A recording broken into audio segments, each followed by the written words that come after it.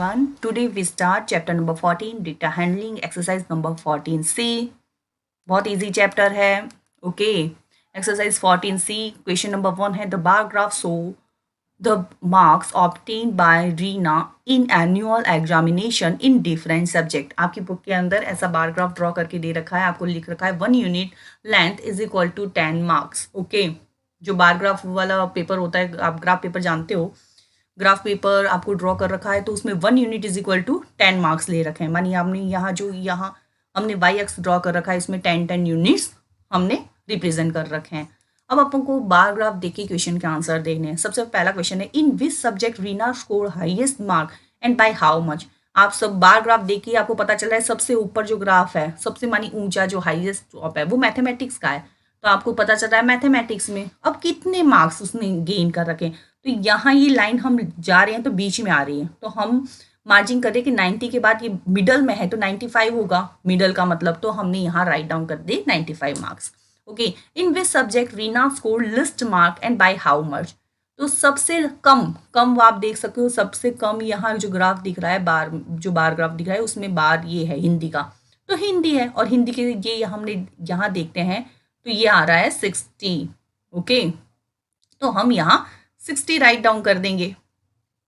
Simple है बहुत ज़्यादा. तो ये देखिए बार ग्राफ में यहाँ आप देख रहे तो इसके सामने ये 16 आ रहा है, ठीक है, तो हम 60 राइट डाउन कर देंगे.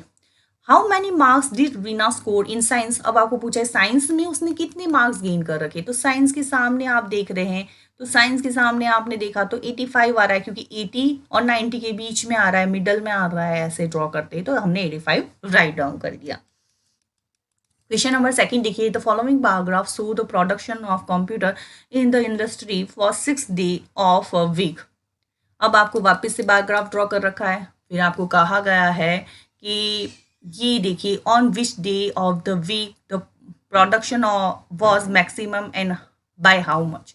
सबसे कम, मैक्सिमम मानी सबसे ज़्यादा, प्रोडक्शन कौन से डे पे हुआ है और कितना हुआ है. तो आप देखिए दो सेम दिख रहे हैं हमें बार, ठीक है, और वो फ्राइडे को और ट्यूसडे को है, तो सेम हुए दोनों, तो हमने यहाँ राइट डाउन कर दिया कि ट्यूसडे एंड फ्राइडे, ठीक है, of the week the production was maximum and by how much. तो आप देखिए ये सामने क्या आ रहा है, 400 आ रहा है, तो हम 400 राइट डाउन कर देंगे. कोमा करके आप राइट डाउन कर देना 400. यहाँ पीछे नहीं कोमा करना, ये पीछे तो फुल स्टॉप है, यहाँ कोमा करके. ओके, मेरे पास जगह नहीं थी इसलिए मैं 400 ऊपर राइट डाउन कर दिया. On which day of the week the production was least and by how much. Least का मतलब सबसे कम प्रोडक्शन. बार ग्राफ आप देख रहे हैं दो जगह दिख रहा है, थर्सडे और सैटरडे दोनों सेम दिख रहे हैं लिस्ट में, और वो हमने राइट डाउन कर दिया. 200 के सामने आ रहा है तो हमने 200 राइट डाउन कर दिया, और हमने लिख दिया Thursday and Saturday of the week the production was least and by how much 200.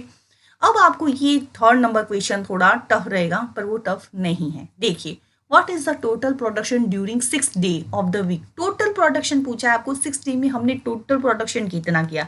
तो हमें क्या करना है, देखिए मंडे में 300 है तो मैंने राइट डाउन कर दिया 300. ट्यूसडे में 400 है, 400 राइट डाउन कर दिया. वैसे ही वेडनेसडे के सामने वापस से 300, थर्सडे के सामने देखा जाए तो 200, फ्राइडे के सामने 400, सैटरडे के सामने 200 प्रोडक्शन हुआ है. इन सब का टोटलिंग कर दूंगी तो टोटल हमारे पास में आ जाएगा वीक का, 6 डे का, तो वही हमारा आंसर है 1800.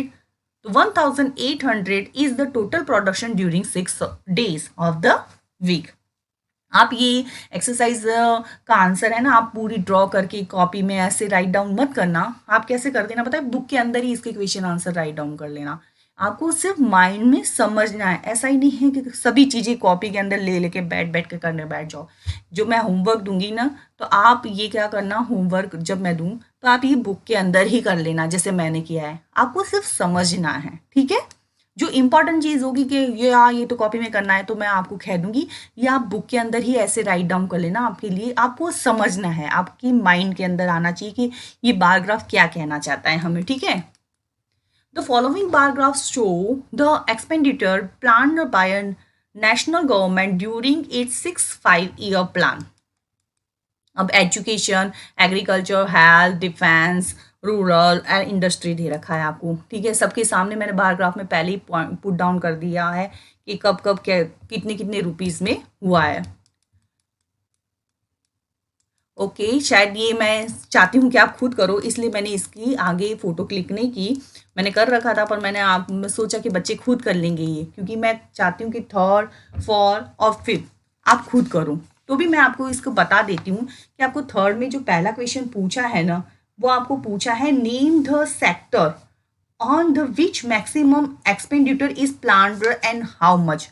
अब मैक्सिमम पूछा है आपको कि कौन से सेक्टर में हुआ था, तो आपको पता है वो डिफेंस में हुआ था, क्योंकि सबसे ज़्यादा वो क्या है, हाई बार ग्राफ डिफेंस का ही है। तो आप आंसर राइट डाउन करोगे क्वेश्चन नंबर 1 का डिफेंस एंड 60,000 करोड़, क्या राइट डाउन करोगे 60,000 करोड़।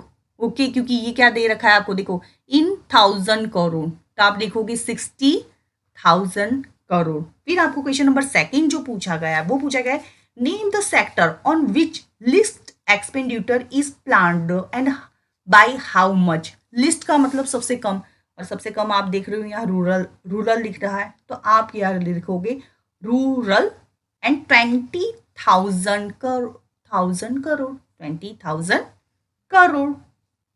फिर क्वेश्चन नंबर 3 जो आपको पूछा गया है वो पूछा गया है what is the total amount of the expenditure in the 5 year in the 6th 5 year plan. तो आपको इन सब का टोटल कर देना है। आप 40, 50, 30, 60, 20 और 14 का जब आप टोटल करोगे तो वही आपका आंसर होगा 240,000 करोड़। ठीक है, ये आपको मैंने हिंट दे रखी है क्योंकि ये बहुत इजी चैप्टर था, इसलिए मैंने सोचा कि इसका ज़्यादा लंबा वीडियो बनाने की ज़रूरत नहीं है, आप इसका आंसर बुक में ही राइट डाउन करोगे। ठीक है, और क्वेश्चन नंबर जो 4 है वो भी इजी है, वो भी आप कर लोगे, मुझे पक्का यकीन है, और 5 भी, और आपको बुक के अंदर ही करना है। Okay, good bye, have a nice day.